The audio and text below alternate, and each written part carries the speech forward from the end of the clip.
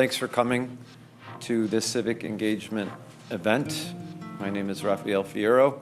For those of you who don't know me, although I pretty much know everyone in the room, I think, I teach government and history here, and we formed the Civic Engagement Institute almost 2 years ago. And one of the things we like to do is put on as many events in a given semester as we can. We've had 4 already. I think this is actually the 4th event of the semester, including a presentation on school shootings and the cultural perspective. We've had guest visitors here, including the chair of the Republican National Committee. We've had mayors here. The mayor of Bristol was here talking about the opioid crisis. So every semester we try to put on 4 or 5, even more events, so that we can instruct our students that it's not just about what happens in the classroom, but also about what happens in these kind of community events. And we want to be a sort of communal organization devoted to getting our students to think outside of the classroom and what they can do for their communities. And an event like this is certainly relevant to what happens in our everyday lives. Social media touches all of us in one way or another. I also want to point out before we continue that one of our biggest accomplishments in the Civic Engagement Institute has been the board certified approval of a certificate in civic engagement, which students here at Tunxis can get. It's made up of 18 credits, including an internship or an independent study of your choice. So if you're interested and you've taken courses like American Government, U.S. History, or Principles of Social, or others, you can certainly come talk to me. I have a business card I can give you if you want to take part in that certificate. All right, so why don't we move to the topic at hand, social media and its impact on mental health. I think that this is a very important topic. We're only beginning to discover some of the effects of social media and how people think, how we behave as a culture. I can tell you some of the studies I've seen are pretty disturbing in terms of what it has done to our society, in terms of how see, it got me so shook up I can't even keep the microphone straight. But in terms of the way we interact with each other, in terms of some of the cultural patterns I've seen, people spend lots of time on social media, especially young people. We see it every day in the classroom. The interaction level is not what it used to be. It's different on papers. I get abbreviations that I never even heard of before, texting and social media, LOL in the paper. In the margins, I always say WTF when I get those. It's really bad. But anyway, so obviously there's a cultural impact that social media has, and it contributes to perhaps the decline of mental health in ways that are going to be addressed by our 2 guests. And they are Erica Beloga and Kim Hollis of the Wheeler Clinic. They're each going to talk about a component of social media and the consequences of it on mental health. I have to say this is their 2nd time here. We have forged a partnership with the Wheeler Clinic, I would say, and I'm glad that they are amenable to coming here and speaking to our classes. We'll allow maybe 30 minutes or so. I'm not sure how long they will be taking, but there'll be time for questions and comments that you all can offer, and they'd be happy to address them as well. So I'm going to give the floor over to Erica first. Okay. Round of applause, please. Thanks for being here. Hi, I'm Erica. All right, so social media, the dictionary defines it as forms of electronic communication where users create online communities to share information, pictures, ideas, personal messages, and other content. And just to give a little bit of background in terms of the numbers and how much social media has expanded across the world, in 2017, it went up 13%. So as of 2018, there were about 3.2 billion users. 23% of children ages 8 to 12 and 80% of children ages 13 to 18 in the U.S. have at least one social media account. Overall in the U.S., 70% of adults we use social media. So just to give a couple of popular ones, there's Facebook, YouTube, Twitter, WhatsApp. I'm sure that we can probably identify 50 more. And in terms of mental health, just to provide a little bit of background, about 20% of the adult population in the US experiences a mental health illness in any given year. This has gone up 2% within the last few years. 18% of adults in the US have an anxiety disorder, so this covers a whole umbrella, which would be different types of anxiety, social phobias, trauma, PTSD. 18 to 25-year-olds have the highest prevalence of mental health illness in their age bracket. 50% of the population who suffers from mental health illness also has a substance use disorder. Within the last 10 years, the number of children and teenagers admitted to a hospital for risk of suicide has more than doubled. For adolescents, it's currently the second leading cause of death in the US. Depression and anxiety increased 3% over a span of 5 years. Over 20% of American youth will have a diagnosable mental illness with serious impairment before they reach the age of 18. And just to talk about mental health and the stigma that we've created in our society, individuals who are twice as likely today to believe that people who have a mental health illness are more likely to be violent. People fear it will impact their ability to be employed or receive a promotion.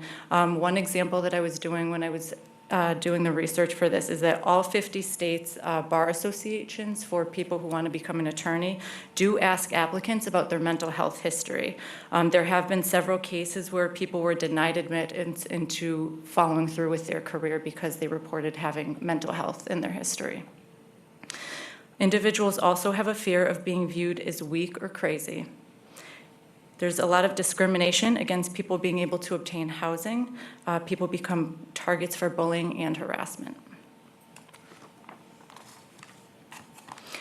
Other times people fear that they're going to be rejected by a significant other. So as a result of these factors, people tend to isolate, and they're also more hesitant to get treatment. There's also a very common theme, which I've witnessed firsthand, and I don't know about you, Kim, but a lot of individuals are really terrified of sharing their feelings because they think that they're immediately going to go to the hospital.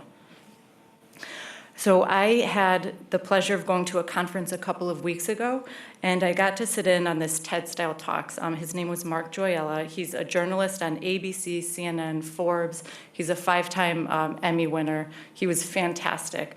He focused on something called Words That Matter, and he talked about 2 different instances in his journal and career where he was given a story and he was told that he had to portray individuals in a different light. So there were terms used like lunatic, demons, madman. You can flip to the next one because I'm going to show that. And there's also a link if you want to check this out to where he talked about the injustice that he served and the regrets that he had. He ended up leaving this and actually came out with his own book, and he talks about breaking the stigma, which was pretty amazing. So if you have a second, check him out.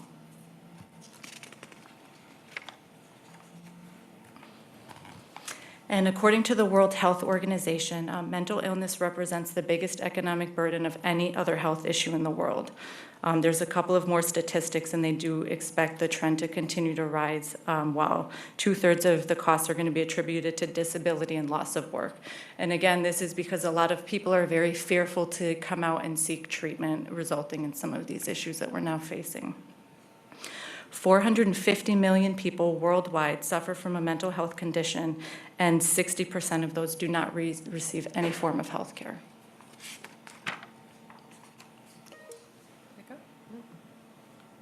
There we go. Okay, so I'm Kim Hollis. So I'm going to talk about social media use and then some of the common mental health. Oh, forgot my thing. I'm Kim Hollis. I'm going to talk about social media use and then also some of the common mental health diagnoses that are attached with social media. So, all right, so why do people use social media? Research shows that self-disclosure one would engage in on social media activates an intrinsic reward system of the brain, kind of like how food and sex does for someone. And when we use social media, there's this feeling of needing to belong or a feeling of need for self-presentation when you're using social media apps. There's also some type of satisfaction for an individual's need to have some type of self-worth or self-integrity when they're using social media. Everybody hear me? You can't? No? Can you hear me now? Okay, I feel like I'm on the Verizon commercial. Okay. All right, so social media use. So for middle-aged and older adults, it's reported that they typically use social media to connect with people that use common interests or they have common hobbies with one another. And then with young adults, so younger than 30, they typically use social media to connect with people actively in their lives. So friends, family members, maybe people that they play sports with, but that's why they typically use social media. And on average, it's about 3.2 hours a day that someone from the age of 18 to 64 use social media in the day. So that's quite a bit of hours during the day that we're on social media using it. Additional effects of social media use. So it's often said in research that increased feelings of depression, anxiety, compulsive behaviors, poor self-image are all related to, and loneliness, all related to social media. So again, like Erica said, use of Snapchat, Facebook, Twitter, Instagram, all of those things that you can list for social media. And then I put FOMO up there because everybody's like a popular thing to say, but fear of missing out. So people will see things on social media and wish that they can join in with their friends and activities, and it makes them feel bad because people are doing maybe more fun things than they are. So that does impact your self-esteem and your view on things. Research also states that whoever participates in social media had a more negative body image. Often people online, they're comparing their own photos to other people's photos and wondering to themselves, why don't I look physically the same as somebody else? I should look as good as them. So that also causes some negative body image. And then experts worry that social media and text messages have become so integral in especially young adult life that we're causing, again, that increased anxiety and the lowering the self-esteem. Social media also causes indirect communication. So, when we're using our apps online or our phones or we're texting, we're behind a device. We're not seeing somebody face to face. We're not having that conversation. So it's really hard to present yourself the way you would as you would in person. So often, you guys probably have had this before. You've gotten an email from somebody or a text message from somebody, and you maybe took it a different way than what it was intended to written about. So things often get misrepresented or misconstrued when things are sent, and it causes issues in communication, as well as issues with relationships with friends or peers or whoever. So we kind of lose that touch of that social interaction with people. So like I talked about before, the common mental health diagnoses, there's quite a bit that are attached to social media, but the two biggest ones are obviously depression and anxiety. So I'm going to go through and define what depression is and some symptoms and signs, and then I'm also going to touch on suicidality too, because it's obviously a very important piece to depression because that does occur for people. So depression is a common mental health problem that causes people to experience low mood, and they may leave them feeling persistently sad or hopeless. And it usually ranges from a mild to moderate to severe type level when you're experiencing depression. So how depression connects to social media is that people with more intense use of social media had an increased loneliness and lower self-esteem, like I talked about before. They often had more negative and less positive interactions on social networking sites, and it caused them to be more increasingly depressed or sad. The more frequently people watch TV or use computer or internet, remove themselves from social interaction, which again, in turn, is a risk for depression. And then that causes, again, that social isolation where they're not interacting with people, they're behind a computer screen, they're not engaging with people out in the real world. This is just an image, there it is. This is just an image about how it's really hard for you guys, I'm sure, to see the writing. No, you guys can see it. So it kind of just breaks down the depression throughout the entire body and how it impacts your body as a whole. So you can see in the brain on the top, it talks about where you have the feelings of sadness and emptiness. It goes into insomnia and fatigue. So a lot of people with depression struggle with lack of sleep, or they have an increased need for sleep, or they're just constantly feeling exhausted all of the time. So that's on there. There's also preoccupation with death. So there's some thoughts about suicide or dying or not living. And then it breaks it all the way down to the medical stuff like risk of heart attack, fluctuations in their weight, increased pain sensitivity, and weakened immune system. So these are things that depression can impact your body by, medically and physically. So additional contributing factors to depression are your genetics, so what we're made up of. So if you have a family history of depression in your family, then you will potentially may have depression or may not, but it does sometimes trickle down in the family chain. If you experience a physical illness or injury, you're at higher risk for depression. Isolation from social environment, so again, back to the social media use. If you're unemployed, that also can cause some depression as well as some bereavement, so a loss of a family member or someone. Any life-changing events like a pregnancy, that also can cause depression. And then any life-threatening illness like heart disease or back pain or cancer can also cause depression as well. Some common symptoms that you'll see with depression, so again, going back to the disturbed sleep, so lack of sleep or meeting a needed increase in sleep, thoughts about not wanting to be alive, feeling hopeless or helpless, loss of confidence, loss of self-esteem, avoiding other people. So a lot of times when people are struggling with depression, it's very difficult to be social with other people. So you're often at home or not wanting to engage with your friends and trying to avoid the real world, quote unquote. There may also be thoughts of self-harm, so thoughts about wanting to hurt yourself in a way by cutting or scratching or things like that. And then also loss of interest in things that you like to do. So maybe you like to play basketball or you like to, I don't know, go to singing lessons, and now those things aren't as fun for you anymore because of your depression. So when you need to get help for depression, it's super important to reach out to a specialist or provider if you are having thoughts about death or thoughts about suicide. If the symptoms get to be too much with the depression and you need somebody able to talk to, it's really important to reach out to someone. Thinking that everything is pointless in life or life is not worth living, and then just wanting to go to sleep and never wake up. So those are some signs for yourself to know that I really need to speak with someone and get help. So this is the suicidality piece. So suicidality means that when you're having thoughts about wanting to end your life, feeling like life is not worth living, or if you have a specific plan to end your life in that time. So people with a mental illness or substance use problem, those who struggle with impulsivity or have like a medical problem as well or physical health problems, they're more at higher risk for suicide than anybody else. So that's important to note. And some signs of suicidality, so if you're seeing changes in behaviors or patterns ranging from changes in sleep, maybe their interaction with others, so they're more withdrawn, they're not socializing more with other people. There are changes at work or school performance, so they were doing really well in school, and then the academics, slowly started to slip or decline. That's important to know. One of the most confusing signs, and I think it's really important to talk about, is people will see someone who's really depressed and really struggling, and then all of a sudden they're doing really well, things are great, they're interacting with other people, they're joining groups, and that's actually the most confusing sign for people because often at times that person has made some kind of peace with their decision about wanting to die or wanting to end their life. So we think we're seeing, oh, they're doing really great, this is great, we're not concerned anymore, but that's actually a really big warning sign that something might else be going on. So it's really important to just check in with that person consistently and keep an eye on how they're doing.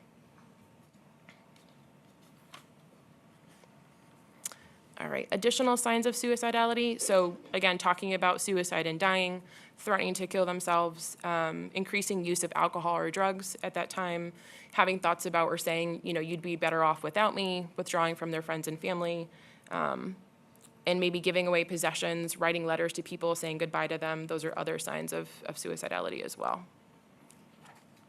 And I just threw a myth in there too, because this often comes up and people always ask this, or parents will say, well, I don't want to ask my child if they're suicidal because I'm afraid they are going to be suicidal. And that's a huge myth and definitely not true whatsoever. A lot of the times when people ask someone else if they've been having thoughts about wanting to kill themselves or hurt themselves, feel very relieved because somebody actually cares and someone's paying attention and asking that question. So don't be afraid to ask a friend or a family member or anybody that you know if they're feeling that way, because it's really important to open up that dialogue and that conversation.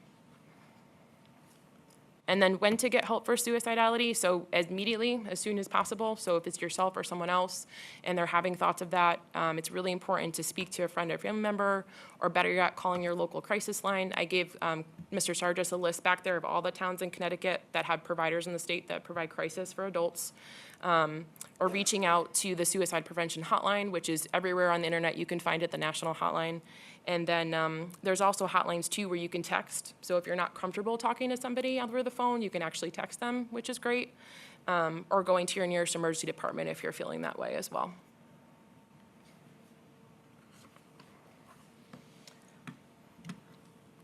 All right, anxiety, a feeling of worry, nervousness, or unease, typically about an imminent event or something with an uncertain outcome.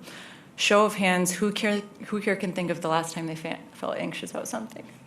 Whether it be a paper, running late for work, right, presentation. Um, The symptoms are usually out of proportion to the impact of the event.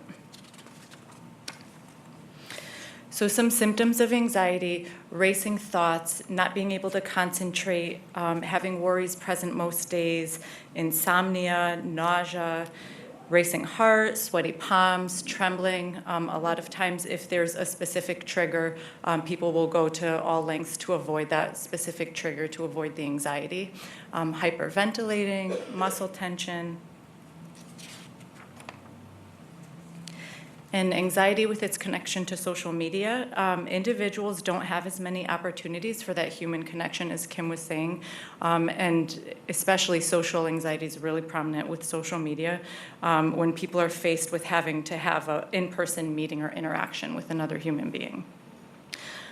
She also talked about fear of missing out, so that's very associated with anxiety.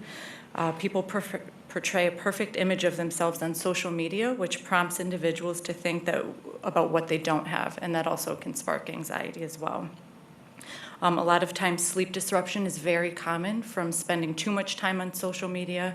Again, fear of missing out on something. Contributing factors, a lot of them are very similar to the factors of depression. So there is genetics, especially in pregnancy. Studies show that if there's a pregnant mother who goes the duration of term to have a lot of anxiety, that the baby is more likely to have increased anxiety as well.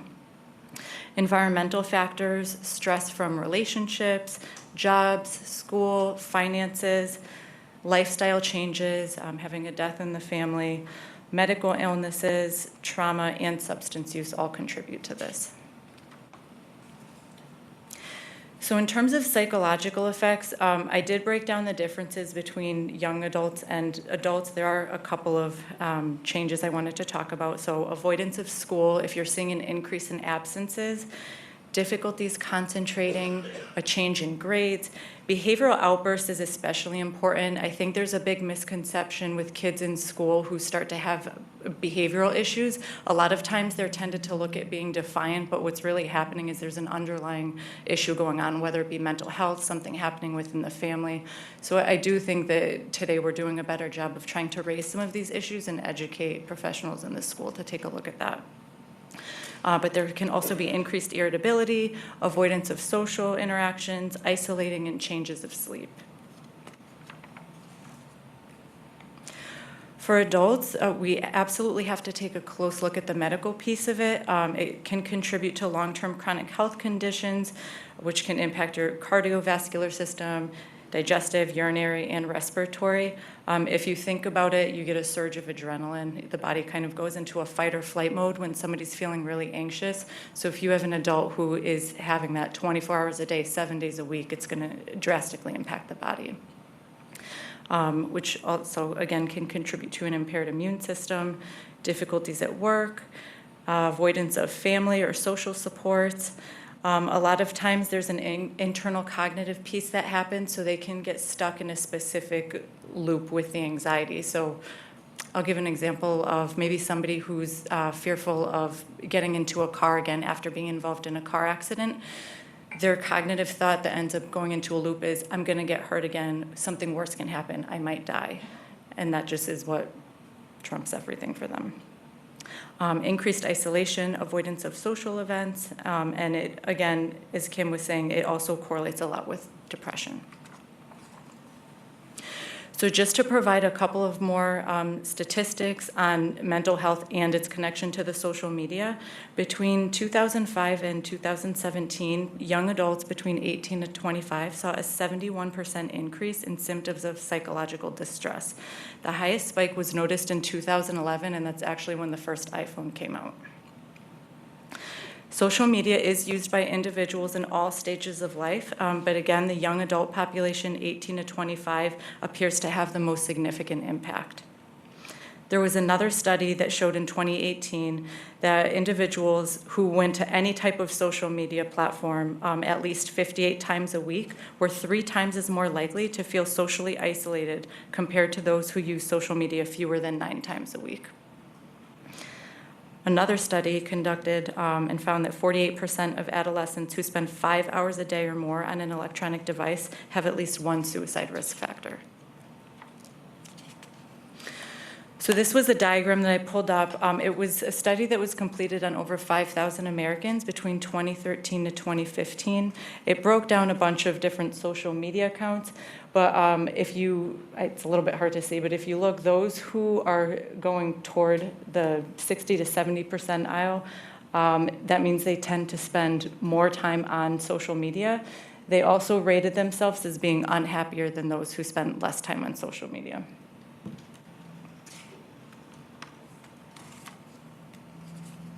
And then just some additional crisis information around the Tunxis area. There's CMHA, who has the adult crisis line.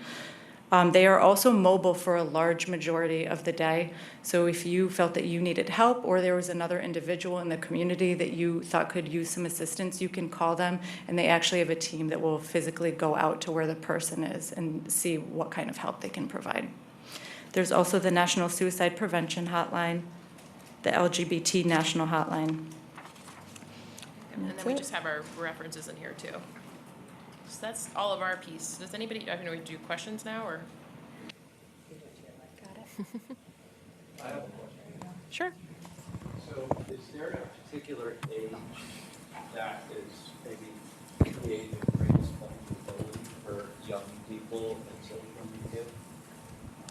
Is there an age at which young people can handle social media better? Is any of your information indicate what the most vulnerable age years are? I think the most is adolescent, so young adolescent to older, so probably between like 11 and 18 around there is probably the most vulnerable with social media, especially for risk for suicide and depression. So that's the highest I would say, and then probably the least would be as you go older, so probably past like your 50s would be where it wouldn't be as impactful. So If there's anyone that has children, I highly encourage that there's boundaries set with it. A lot of times kids are left to their own devices, but set up different, what do they call them? they have like parental blocks, I think, right? Yeah. You can do on a phone. And things like that. Just like Erica said, boundaries around social media use. Because we know, like even us as adults, you go on social media and you see things posted and people write nasty things or whatever, anywhere you look. And it really can impact your overall mood and your how you're feeling and viewing on things. So it's good to disconnect as much as possible. It's so easy to pick up a phone and be like, oh, I'm just gonna look on the internet for 2 seconds. But it's really good to try to work on disconnecting with that, just to interact with the real world. Yeah. Sure. Okay, I have a question.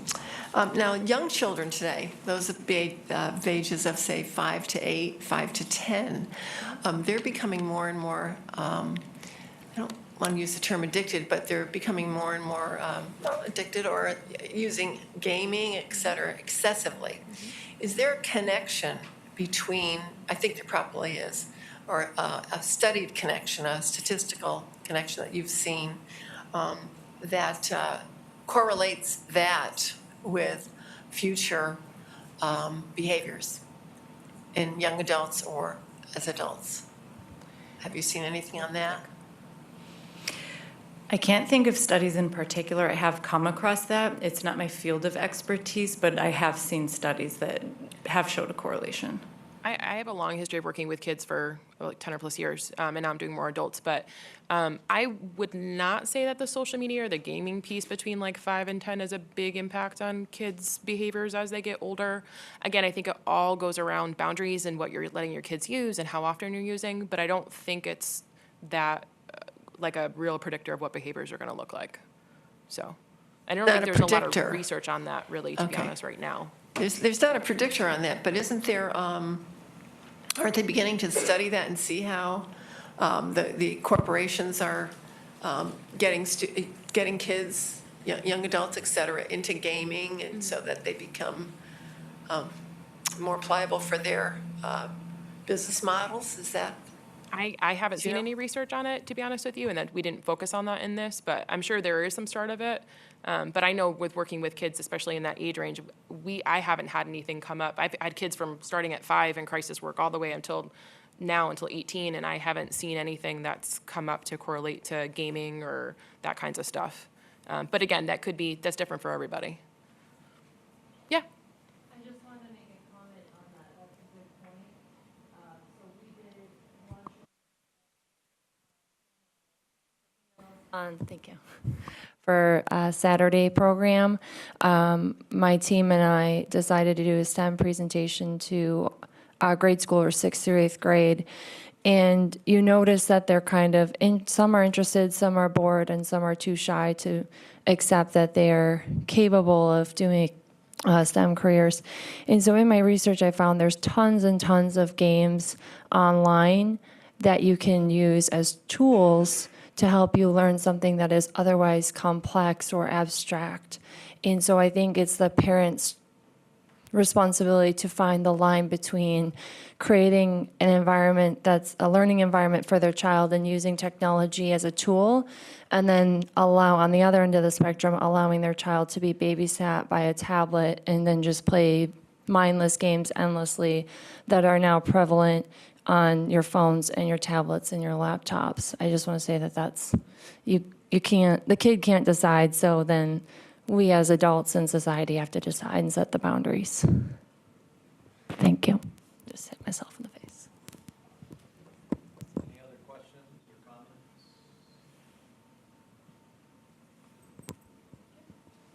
What would you suggest doing, just as a community or like individually, in order to connect people, really? Because I think a lot of like kids in at least like middle school and high school, they go on there to connect, but then they sort of become more isolated and they don't develop the empathy and the way to connect. Like you were saying, where people sort of dread face-to-face interactions. When we're kids, that's when we learn social cues and empathy. So like, what do you suggest for maybe getting our kids, like as parents, to like get together? How do we do that? Like, I'm just thinking, because when I was a little kid, my mom would just send me outside when she was tired, but all the kids were outside. And now, like she was saying, they're like playing video games and on their phones. So it's kind of like you need a break from your kid, but you want them to interact with other kids. But how, like, what programs would you suggest getting them into? I would say any after-school extracurricular activity would be good, but even it could be as simple as something as simple as taking them to the park on a nice day where they're going to have the opportunity to have those interactions with other children. Right. Or putting a time limit on stuff, so their phone use is a certain amount of time during the day, or, it shuts Yeah. off at 5 o'clock when they get home, or something like that. So there's more facial interaction between you guys versus being on their phone or their computer. Cool. And it's hard, like with school, kids use Google Chrome and all this kinds of stuff, but they have everything online too, so it's really hard to disconnect. But it's important to set up those boundaries, though. Yeah, I saw another hand somewhere. I was going to say, Nora, perhaps maybe bring them to the library. They've got like little functions at the library. There's different games and toys, just like what AJ was talking about, potentially there, as well as board games and books and movies and all kinds of family stuff, where maybe mom can get their work done for school and the kiddos are doing whatever the kiddos want to do. I was more asking, like, just for people to, like, know. Because with my son, we do that. We do board games, and we take him to the park, and we do, like, all of that stuff. Sounds like a good newspaper article. It does. I was thinking that, too. I was taking notes, Kelly. We'll get together after this. Got you.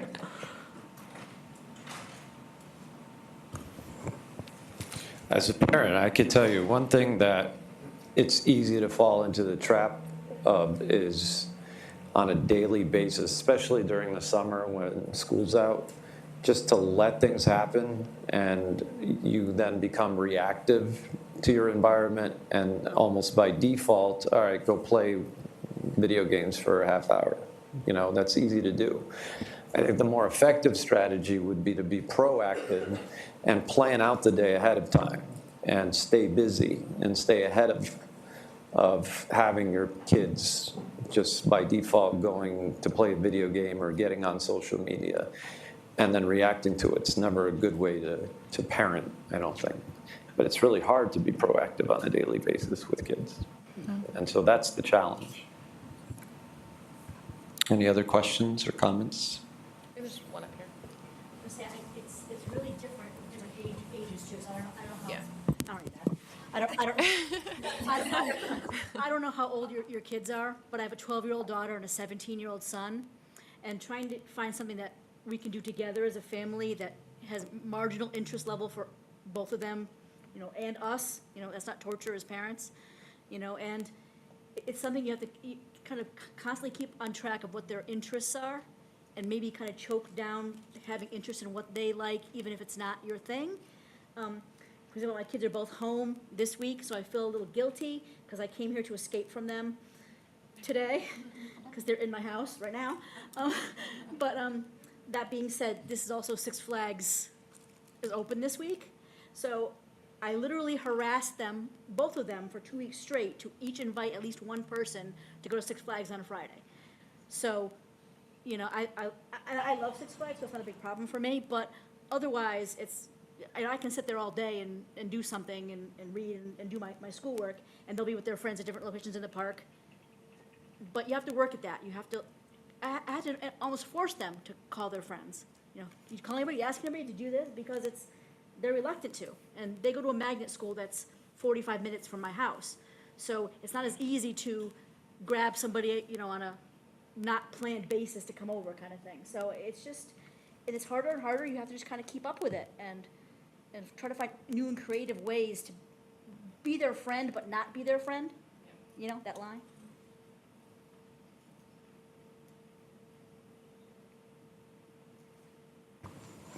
Do you find that there's a kind of profile of the adolescent who's more prone to using social media than others? Is there a personality trait or a group of traits that fits that category?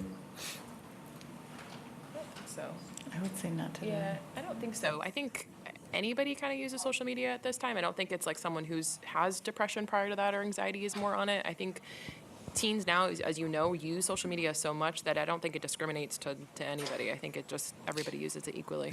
So you're saying that if someone is depressed, they're more likely to use social media, and then in turn, social media can make them more depressed. So it's kind of a snowball effect. 13-year-old girl who has depression as a history and uses social media, that could cause her to feel more depressed or even suicidal at Right. points, depending on what type of interaction they have. Yeah. Yep. Yes.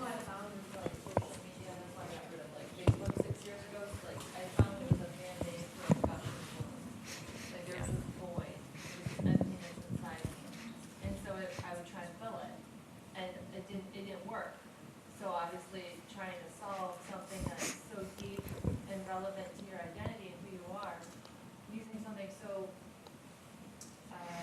superficial and not available to you and not truly connected to you is not going to solve the problem, which is why we have problems stemming from that problem. I think, I just want to get back to this idea of gaming. You keep talking about social media as if it's just Snapchat, Twitter, and whatnot, but gaming is a real social platform for children, young children all the way up. That's why I asked the question regarding that. And I think that it's something that could be, probably if you did more research, you might be able to find more on that, because kids literally go on there and talk about people they've never met as being their friends. Oh, my friend's playing, I got to go on now. So that's becoming another issue with this. That's all I wanted to say. Thank you. Thank you. Two more. You guys mentioned a bunch of the things that stem like on the negative side from the social media, but I find that some children and even adults that maybe perhaps don't know how to share their feelings openly are using that as a means for their stories out there for people to understand them. Finding different groups to maintain a positive mental attitude. Is there any part of your research that speaks to that? There has been some research that does show that social media can have positive benefits, but what I've seen is that it all comes down to the timing, so the amount of time that's spent doing it. So those who have a lower, maybe spend 30 minutes a day are going to be less likely to have a negative impact than those who are doing it 2-3 hours a day. Okay, that makes sense. Thank you. You had one too? Okay. Yes, social media and gaming platforms as they kind of relate to children who feel really isolated. And there's like a whole connection with human trafficking from what I've read. It's just like kids find people, they think they're their friends, and people will just prey on these children and meet up with them, and kids will disappear. So I just think, like, I don't know if you guys have any ideas as to how to solve that, but my own thought is just to like be really supportive of kids as they're like finding out who they are, not to judge them, to try to find like safe spaces for them so that they feel like they can connect with real people and not try to find out information online about themselves and then just end up disappearing. Do you have statistics on that though, on like? We don't have that for today, but I think Okay. you do bring up a good point. There are like games, I'm trying to think of any, I haven't played games in a while, but like Fortnite, I keep hearing about, you can kind of talk to whoever online, and my niece actually used this about a month ago. She's 11, and she thought she was talking to someone who she claims was 11 years old, and come to find out it was a man who was 36 years old and lived in Connecticut, and she was giving description of where she was. So there's a lot of scary things to that. Obviously, she doesn't use it anymore, but I think like with boundaries and blocking systems that you can with your phone is really important, and just open communication as much as you can about things that they're using and who they're interacting with, because it's very true. You could be thinking you're meeting someone online who's 12 years old or your age, and they're truly not. So I think it's just boundaries and communication, which is important. So, yeah. Not everybody gets trafficked, but No. you're absolutely right. There are stories that do come into research that does come out from that. So, and trafficking is very huge right now. Specifically like around gay children and trans children whose parents might not be accepting of them, and they don't have places to get information, and they go online and they meet people and they're talking to people, and then like because they don't have a supportive network anywhere else really. So I think it's just like important to have all kinds of support systems for kids outside of the internet. Yeah, absolutely. Questions? All right. Well, I'd like to thank both Erica and Kim for being here today. It was very informative.